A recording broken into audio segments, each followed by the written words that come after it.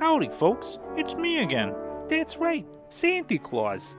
You didn't think Andrew and Ara would let a year go by without a holiday special, did you? Well, here it is, full of brand new content, and, what's that? Oh, it's not. Well, this is embarrassing. Apparently, it's not all that new. It's a reboot of the Die Hard special from last year. Guess you caught Santa on a little bit of a lie there. I'm gonna have to add myself to the naughty list now, along with Tony, Marco, Hans, Carl, and the rest of the gang. Anyway, enjoy the reboot of our Die Hard Christmas special. Ho, ho, ho! Let's at least talk about something good. What's good that's like a good holiday movie that we both like?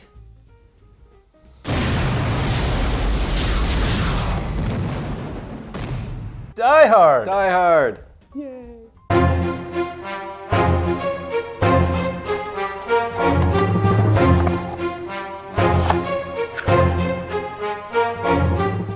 Die Hard takes place in, I suppose, 1988 and Christmas Eve.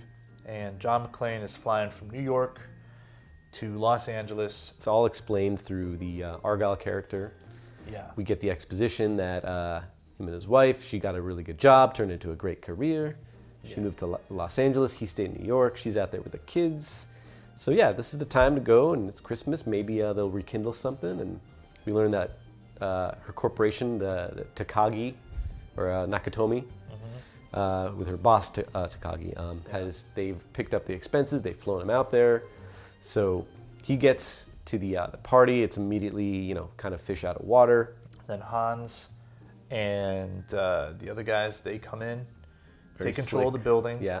Very slick. So obviously, they had planned this out for a long time. They know all the ins and outs, how to, bypass security, how to take care of everything. They've got the computer hacker guy, they got the muscle. You've got Hans, who's obviously very, very smart. He's the mastermind. He planned this whole thing out. And then he takes Takagi. He wants the code. Kills Takagi. McClane will spring on the bad guys. He'll shoot a bunch of them, blows a bunch of stuff up. Throughout the whole movie, you kind of learn more about who McClane is. You learn more about the Gruber character, and you learn more about Al Powell, and so it's good. Like, it builds its characters while the action is going. Yep. LAPD is useless, FBI is useless, and then there's the big finale at the end. Just a lot of fun, and then it ends happy. Probably my favorite Christmas movie ever. It's a tradition watching it at Christmas. Always, you gotta watch it on Christmas Eve. It has just as many elements of whimsy and fun and just like over the top, and you're like, really? Okay, I buy it. That any kind of holiday movie might have. Other movies that are set at Christmas.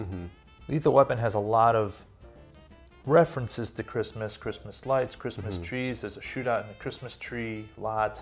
Someone drives their car into the house, knocks over the Christmas tree. There's like a big shootout, Christmas lights, everything like that, right? Christmas, except it could have just taken place at any time of the year. Christmas is just there. It's not part of the story. Whereas I feel in Die Hard, it's part of the story. Yeah. There's many references, just like Lethal Weapon did. There's references to Christmas.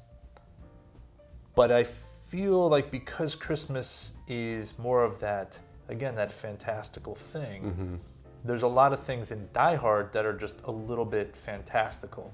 But it's also, one of those where when you hear a Christmas movie, up until this, before Die Hard, it's like, oh, you know what to get, right? You're expecting a guy or a person down in their luck, and then by the end of the film, they have a happy ending. They realize the true meaning of Christmas, right? But, this subverts your expectations, right? What if terrorists show up on Christmas? Who said we were terrorists? Thieves show up on Christmas. Yeah. Sorry. Yeah. Well, still, he is down on his luck. It does thread that Christmas redemption. It threads the idea of like whimsy and fun. Like it takes place over one night, Christmas Eve. One location. It's very specific, one location. Which is nice. At the end, all the papers that are falling is like snow. Snow. It's very There are no mistakes in deliberate. that movie. Yeah, everything is planned out.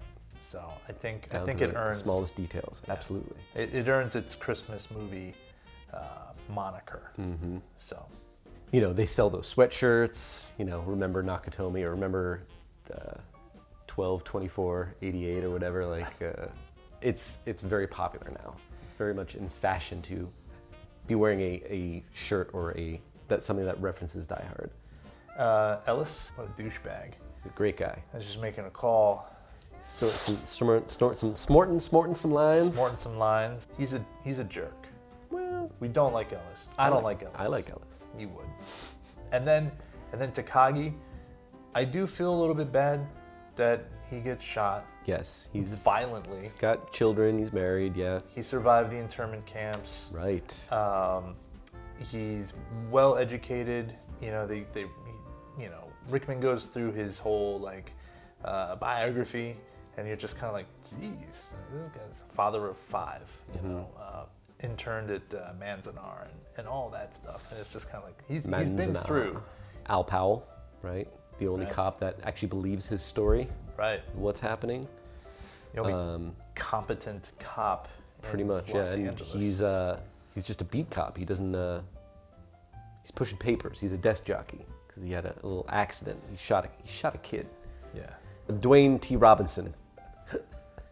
And I'm in charge of the situation. Oh, you're in charge. So this is the part where we just quote the rest of the movie for the next 90 minutes.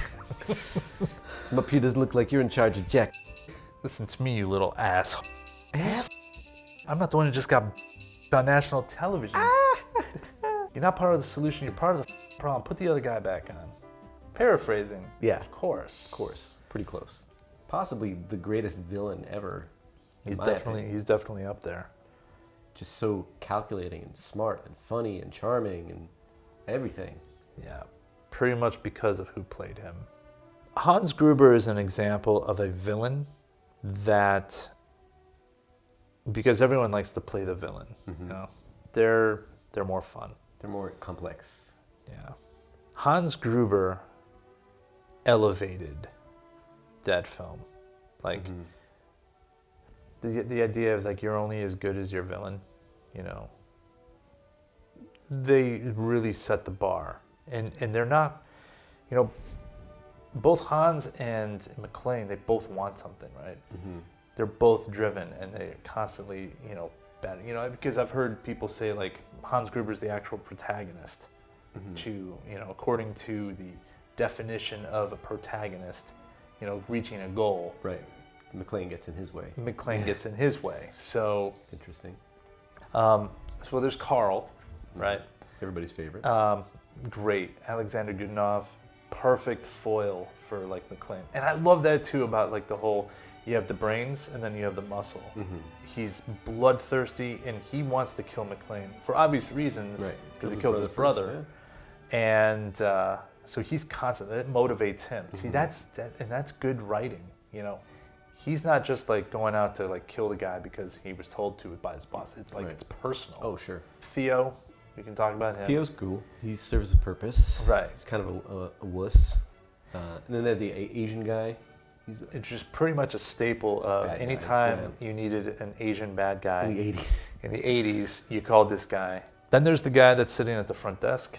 He pops the original security guard, then puts on his outfit and He- watches the USC game, even though it's Christmas Eve. Carl's brother, Tony, always Yeah. reminded me of Jeffrey Dahmer. He had that Dahmer look, those big glasses and the Oh, yeah. blonde hair. And The bad guy from Ghostbusters 2 is in there.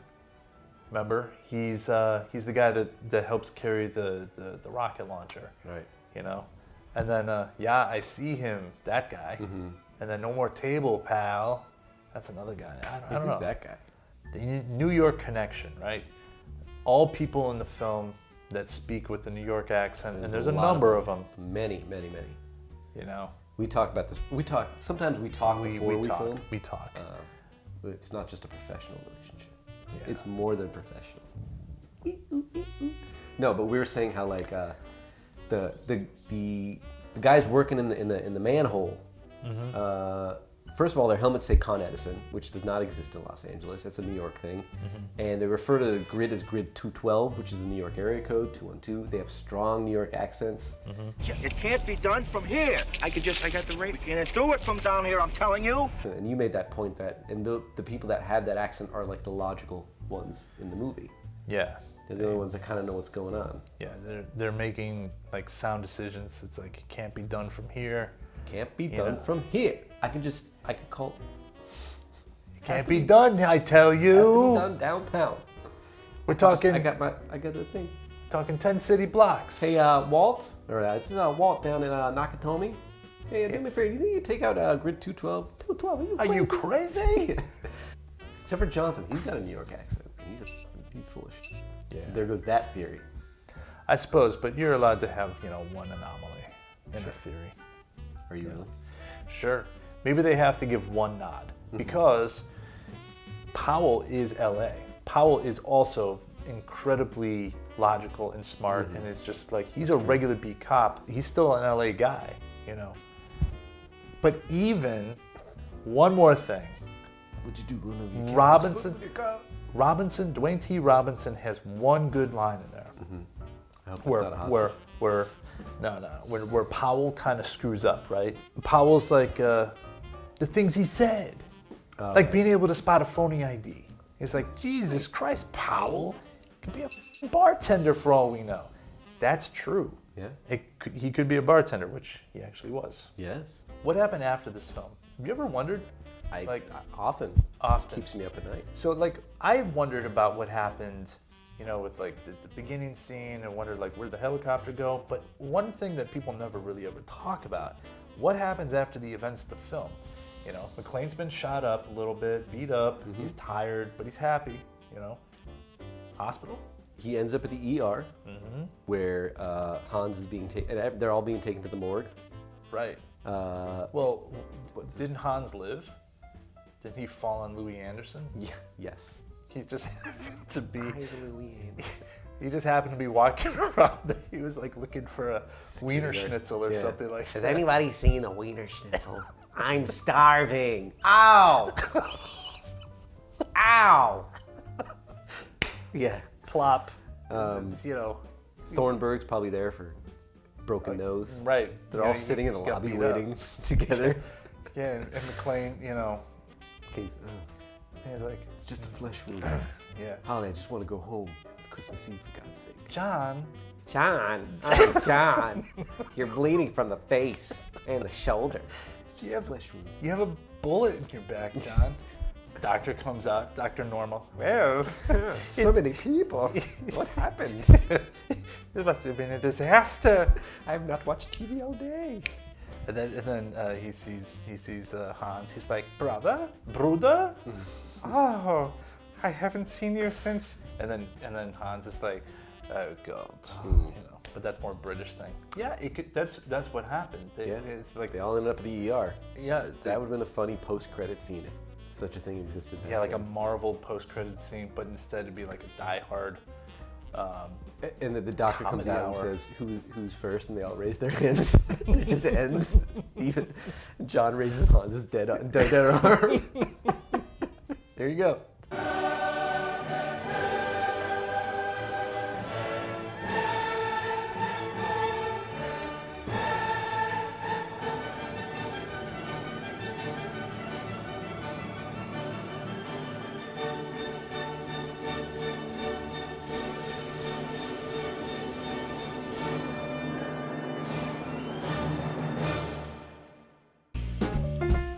Thanks for watching. Please like, subscribe, and share.